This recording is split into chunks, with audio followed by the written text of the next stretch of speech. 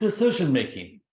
It's a major component in every single facet of job, every component of management, every component of leadership. How you make decisions, or if you make decisions, is always an issue. But of course, how you implement the decision also is part of it. Let's talk about this. If you want further things besides the textbook, feel free to read my book called Backboneology: Tough Decisions at Work. I think that would help a lot of you. I designed it to be a reference copy for you to sit down and look at different aspects of it, what happens in different situations. But regardless, besides my little commercial here, let's look at decision-making styles, because there's some critical elements here that you really need to know about, and we're going to identify the single most important part of decision-making in this session right now. Rational decision-making, we all want to use logic. Yes, it's our logic, and we make the assumption that we're using it really of our brain function. We're trying to keep the emotions out of it, but you know what? We're still human. And inside this head, sometimes we have a hard time separating the true emotions from the actual logic. So we always want to use the aspect of a rational choice, using logic. We want to always calculate the very best alternative what to do. And we want to have a systemic decision-making process. Follow a process. Here's our system. Bang, bang, bang. We have this. We have a way of doing things. And that way it would make sense to us and other people if they ever questioned it. You also want to build that level of trust with the people that you're going to be asking to help implement that decision. The rational choice alternative, here's an example. The book deals a lot more with it, but the idea of the probability of success, and then really the important outcomes, and really the final outcome, what actually happens. You pay attention to that. You want to be rational. Who's going to do the best job for you if you're going to hire somebody or do it yourself? You want to play a lot of different aspects of it. It's interesting. I walked in one time to a job where there were 63 grievances the year before, and I had to solve a giant grievance mill with the union. And what we ended up doing, instead of contracting things out, I trained the employees and I paid overtime to do a massive project. And instead of paying the contractors, I paid the employees. And you know what? Morale skyrocketed. I saved money.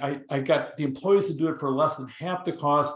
So it depends what you want to do in decision making. Sometimes your decision process, you need to step outside of the box. And that's an important part of decision making. Sometimes do not lock yourself into the alternatives that are obvious.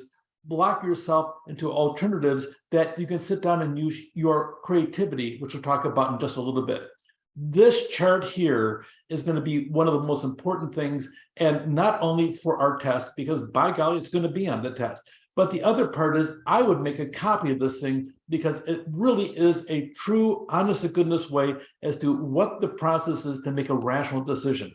The number one thing here, the number one thing, did you hear me? I said the number one thing, and by far the hardest part of this is really identify the problem or the opportunity.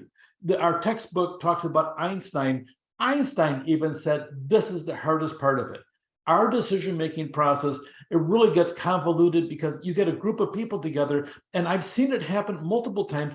Everybody's arguing as to this solution, but they haven't defined the problem. And if you implement this solution, it's going to deal with a surface issue instead of the root problem itself.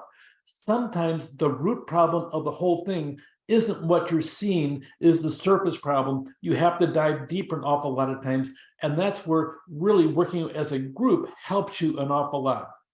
Individual problem solving, I've done it, but the data shows that a group does a better job problem solving than individual. But sometimes you don't have an opportunity to get the group together. Sometimes you got to make a decision like that because of the fact there's a crisis and you need to move and move quickly.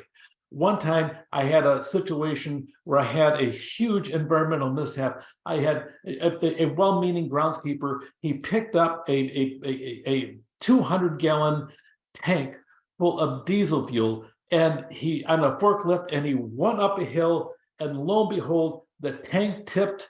He was covered in diesel fuel, and the ground, it just rolled down the hill. into a wetland area adjoining our college campus. It was a disaster waiting to happen. Fortunately, the high-low he was driving was electric and not gas, or he would have been cooked right there on the spot.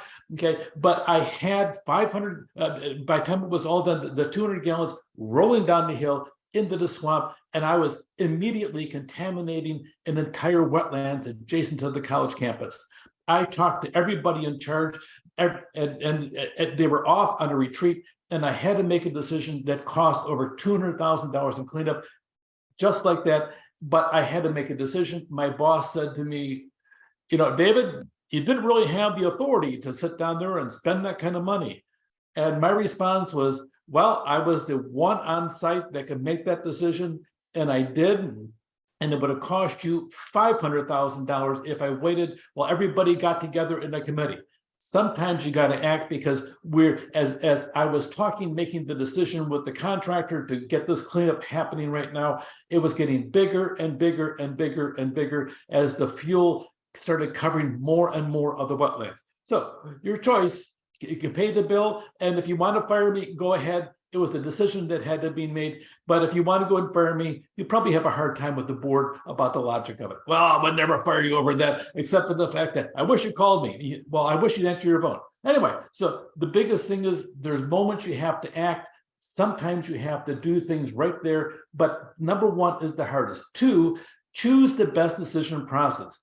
Whenever you can, you want to have multiple people involved in the decision-making process. It really helps. Not because of the fact their mind may help different alternatives, but the other part is you want to include them in the decision so they'll feel partially responsible for implementing the decision. That's always the best way. Look on different options. We talked about the aspect of brainstorming, put a whole series of things you can possibly do that, and then vote as to which one of the top ones. Sometimes you have different options and you want to be the final decider. That just depends what your role is and how you want to operate.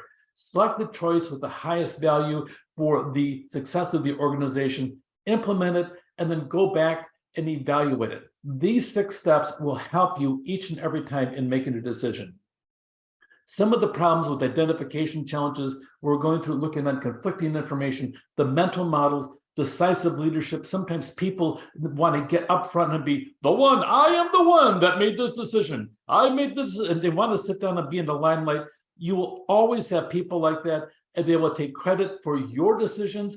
They'll sit down and blame you for theirs. Okay, so you have decisive leadership. You really want to try to couch your decision with the stakeholders, not the stockholders, but the stakeholders, as to how it will be perceived by the various people that are stakeholders to your organization, and have some type of perpetual defense and look on solution-focused problems.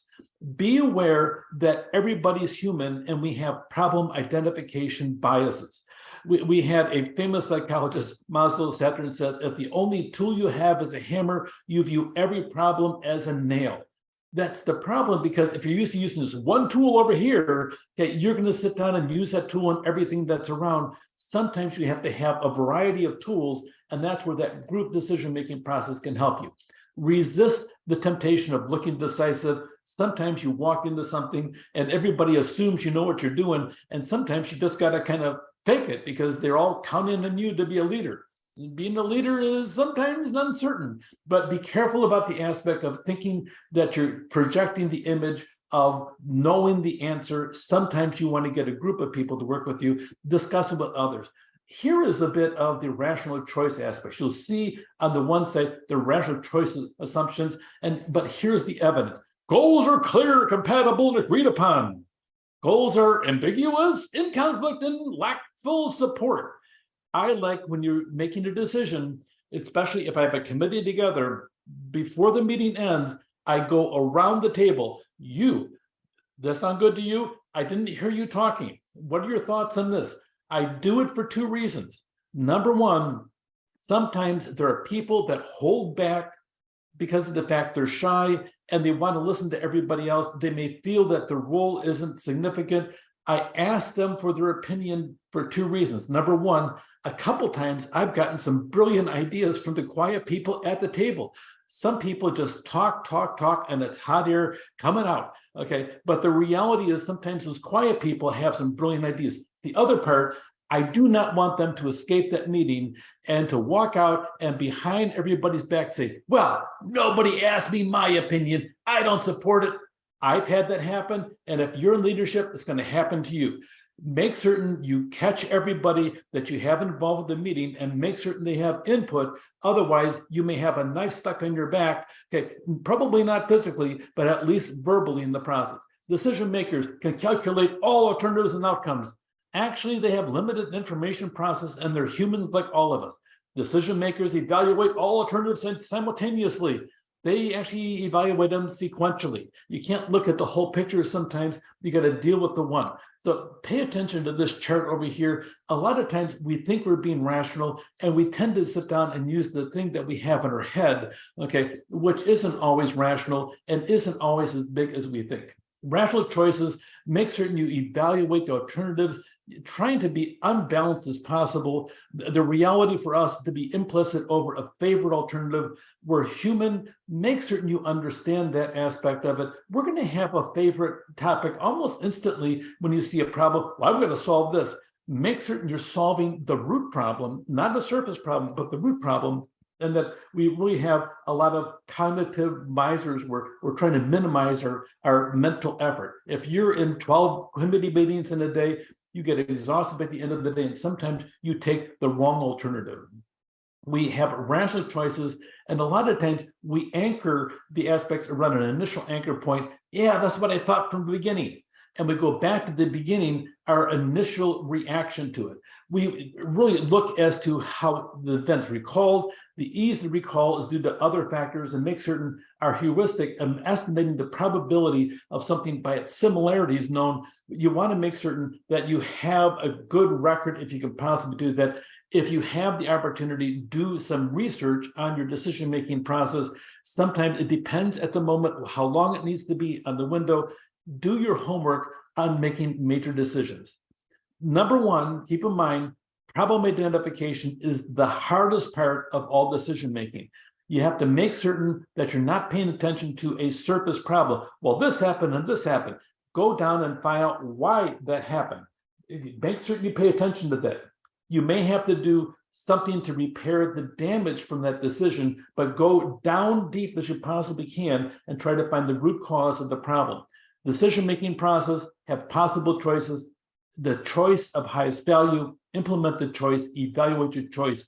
These 6 points are critical to all decision-making that you make at work, in life, at home, in social events, whatever it may be. It really helps anywhere from Little League Baseball to managing a giant corporation. But the number one thing is always identify that problem. Take care.